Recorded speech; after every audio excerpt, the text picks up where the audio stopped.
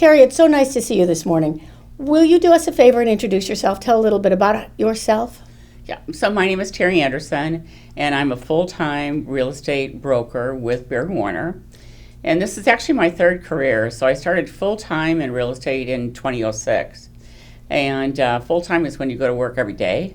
Yes. And most of my family will tell you that I've walked and talked real estate since I purchased my first property when I was 21 years old. I see. For cash, And then I tripled that and thought, oh, this is real estate. But I actually worked for the hotel industry for a long time, 17 years, where I did a lot of relocation, and then opened up my own personal business in the interim, and I'm doing what I love. That's nice that you say. Do you still love it after all this time? Yeah, I do, because working with people that have a dream, helping them define what that dream is, walk them through how they think they'd like to live, what would best suit them, is really rewarding for me. You've been in this long enough to have gone through some significant changes in the industry. Talk about how you think, what the good and the bad changes have come in the industry, if you would. Well, I think in the good part is that the industry itself, real estate, in terms of education for realtors, has really much improved to represent buyers and sellers. So there's so much more education that maybe wasn't around many years ago. Mm-hmm. So when I represent a seller or a buyer, I really come to the table with a big, huge box of tools. And so I think that that's really helpful. The internet gets everything a little messy for people, so I have to kind of comb through that. And I think that's one of the biggest skills you bring to the table, though. People were sure that once the internet came, we weren't going to need real estate brokers anymore. I think the exact opposite has happened. One of the things I was listening to this morning is this overwhelming data dump that we are all getting about everything, and it's the only thing it's doing for us mostly is making us anxious. And I think it does the same thing in real estate for people looking for houses. I agree. One story that I've told a few times was a young family buying their first home, and the husband was a math genius. Everything he received was off the internet. So he came to the table with all the stats he thought were exactly correct. And I tried to explain to him that the internet has not seen the inside of any of those homes. Right. So once you open the front door, a new story is told. That's a lovely way to put it. Once you open the front door, a new story is told. And that's really the truth of the matter. Right. There are other changes that have come about. What are some of the other changes you've seen? Well, in terms of inventory, back in the day, not all that long ago, when the inventory was high, the average home was on the market for 6 months. And I did a lot of relocation and have over the years, where I would be showing 10 to 12 homes in a day to a buyer. And that is pretty exhausting. You really get your exercise and steps in. But today, when you're out looking for a home, you might be showing one, then maybe in a couple days you show another one, because the inventory is so low for what that buyer's looking for. In terms of a seller, they really need a lot of hand-holding. Really need to walk them through the process, especially a seller that has owned a home for a great number of years. Their perspective is, a little different. Yes. They have not sold a home in maybe 20, 30, 40 years. Yes. They have no idea how it's going to happen. And of course, they feel as though all of their belongings are very valuable, and their children don't want any of them. Of course not, yes. That's a big problem that actually, I think I don't know if it's this industry, but we're struggling with that. Yes. Is that you have a house full of stuff. Kids don't want it. We have a whole cottage industry is growing up, right, of people who will now come in and take your silver and take your antiques and take your china and try to dispose of it. And I think it's very disheartening for sellers. For sure. Yes. Yeah, it's hard to, especially something that you either received for your own wedding, yes, or hand me down from your mother or father or your grandmother or whatever. But, today's life is a little, slim, a little leaner in terms, yes, of, they certainly don't want to dust any tchotchkes. There. I want to go back to with something you said. We've not talked very much in these Friday Fuels about relocation.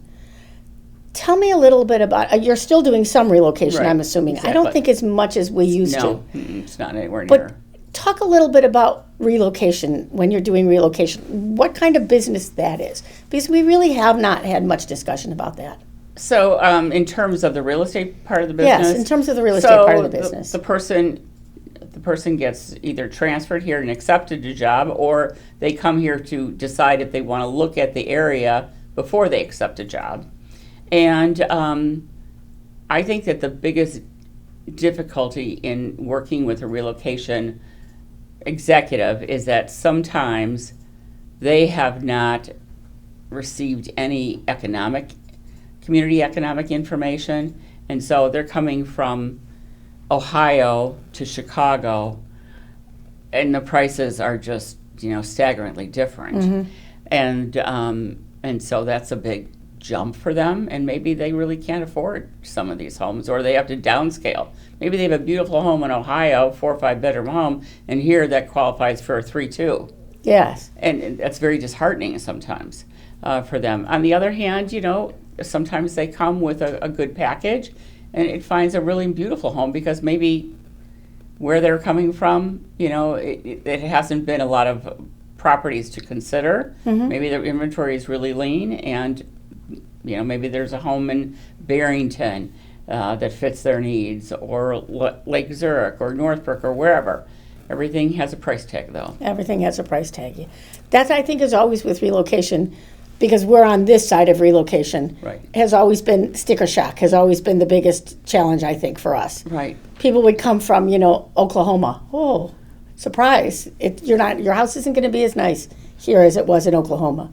Challenges with that. Right. And then leaving here and going elsewhere, I think the biggest sticker shock in my recent year was someone that sold a really beautiful 4-bedroom home in Buffalo Grove and thought they would go to Arizona and be able to buy, a home for equal value, and the prices were way higher. In Arizona, In too. Arizona as well. And then I had a couple that moved from a beautiful home in Barrington, beautiful house that I actually helped them buy a couple years ago, and they made good money on the sale with 9 offers actually, and they moved out to Dallas, and they sold something for 6 1/4 and ended up losing 12 deals in Dallas, and they finally got one for $875, and they weren't ready for that sticker shock.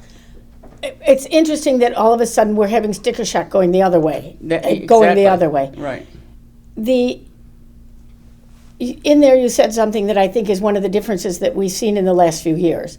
They had 9 offers. You had 12 offers. How are you handling, and what are you seeing in the marketplace with these tremendous amount of offers? I've had one of the younger brokers I interviewed for this said, I start my conversations with my buyers by saying, it's very likely you're going to lose the first few houses you make an offer on. And I thought, well, that just sucks the life right out of the fun of buying a house. Are you doing the same thing with your people? So every buyer comes with a different financial package, Right. And I do have that conversation, especially with people that are they make good money, they qualify for just about anything that they want to buy. Yes. And so therefore they're surprised that somebody else would offer more than them, or maybe more than the value they think that the house is. And so that does come as a big surprise, and it's hard to swallow. Yes. For sure. But then, the good news is when you're experienced and you've had a lot of training, there's so many ways to put a package together. And the best class I've ever taken was the certified negotiation class. And I have taken so many transactions and reworked them using those negotiation skills.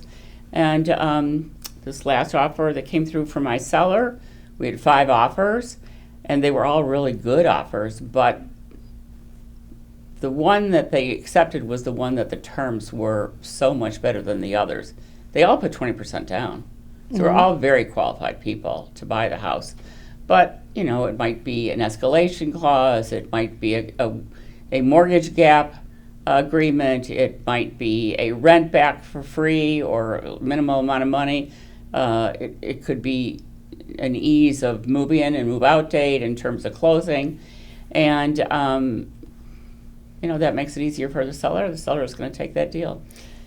Interesting that you say that, because now with the issue that's come into our marketplace with buyer's agreements, and I'm going to switch again, and you've been with Baird & Warner a long time. Baird & Warner has been in the fore of saying, use your buyer's agreements. Right. One of the things that we're back to trying to teach agents again, and education, is what's your value. And you just talked very strongly about two things that I think are your value. One of them is education in general, but the other is a very specific thing about negotiation skills. Right. How would you, if I was a buyer, for example, how would you present to me, how would you tell me about it's nice to say I've got great negotiating skills. How else would you tell me about your negotiating skills? So I would say that if they're, open to talking about different ways to take the contract and move the money around a different way, let's talk about all those different ways of doing things to get the deal for you. Sometimes it is asking for credit at closing. Sometimes it is willing to, instead of, here we pay our taxes in the rears. So instead of asking for 105 or 110 or 120% of tax proration, why don't you offer zero? Look at that. You're buying a house that has $20,000 tax bill. That seller doesn't have to bring $20,000 to the table. You're paying over $20,000 over the list, but it's a different feeling for the seller. And those are very unique and different kinds of skills that you rarely ever see. Yes. And that's an important word that you used in there, is that feeling. And I think that too many people are looking at the numbers. This is buying or selling your house is just full of numbers. And for some people, that's all it is. Right. But for those people you're talking about who are selling, who've been in their house for 28 years, that's not only numbers. There's a whole lot of emotions and things that go with that. Sure. More than 50% of my business for years has been over the 50 age bracket, you might say. So they're buying their last dream home. They're downsizing.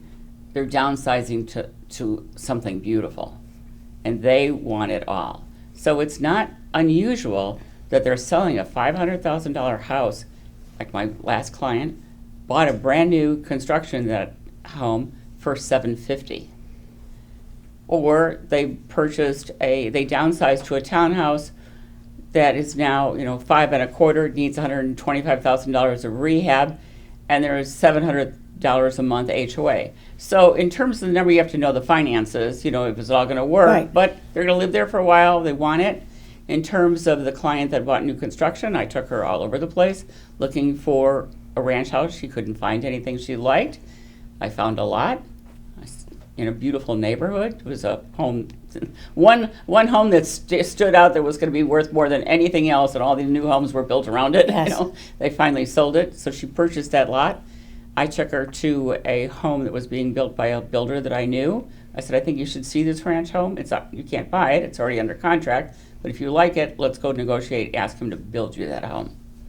So that's a little extra step as a buyer's agent to do all of that, to handhold that client through. Yes, you do like this home? Okay, let's go chat with the builder. Let's work out, let's have him build that home for you on this lot. And she moved in, just love it. You talked about in the beginning, you said, I have a whole lot more tools. We have a whole lot more tools. That's what you've been talking about the whole time we've been talking. I have this tool, and I have that tool, and I have that tool. I think you're a great example of that. I'm not sure that everybody's figuring out that they have that toolbox, to tell you the truth. I think you're more unusual than usual in that. But I think that's the value that's going to keep realtors in business and never let the internet take their business away. Oh, I really think only a really skilled, good buyer's agent can compete today with a buyer. The other thing is I counseled an agent not too long ago that was really running after her paycheck. I said, never, ever think of your paycheck when you're working with a buyer or seller. That is the last thing that should come to mind. It's the service that you provide for your buyer and seller. And it was a home that she put under contract recently that had to go over, and she used all the different ideas and to get the deal. But the home is not right for the buyer. You know, she went to all this explanation of all the things that were wrong for the buyer. I go, why did you talk him into buying this house? You should fold. You should fold. This isn't right. This is going to follow you forever. Yeah. So that's the other thing. That's the other. I like that. Don't chase your paycheck. I think that's a good piece of advice. Any other advice you have for newer people starting? Well, just like starting any new business, you probably better have 6 months to a year's Good advice. savings, because it doesn't come easy. It is, you're pretty much on call every day if you have a client base. Christmas, New Year's, evenings, weekends, holidays, on vacation. It's when you're self-employed, then it's not a 9-to-5 job. Okay. Someone told me once that the membrane between personal life and professional life for realtors is very thin. Is very thin. I've been in business, self-employed for over 30 years. Right. So I had another business. And the first thing that I learned when you first go into business for yourself is that you should fill your calendar with your personal life. Okay. And then if something comes up, you take that appointment outside those times. Because you cannot give up your whole personal life for a job. Have you made a lot of friends that sold? Because I know much of your business is referral business at this point. Have you? One of the things I've noticed about people who've been in business a long time is that many of the people you do business with now are also your friends. For sure. Are also, and that's what I'm talking about with being the membrane being. Right. They are now the people that you meet for lunch. They are the people you have breakfast with, and they'll give you referral business, but it's not because they know you're a good realtor, but also they're just part of your life right now. Exactly. Exactly. Yes. I think so too, because if they have confidence in your abilities, why would you just answer? Why would you make a phone call or a postcard that you got that you never knew the person? Right. Yes. Or a letter in the mail. Terry, thank you for coming and being with us today. Just a note, the views of our guests may not reflect the views of the North Shore-Barrington Association of Realtors.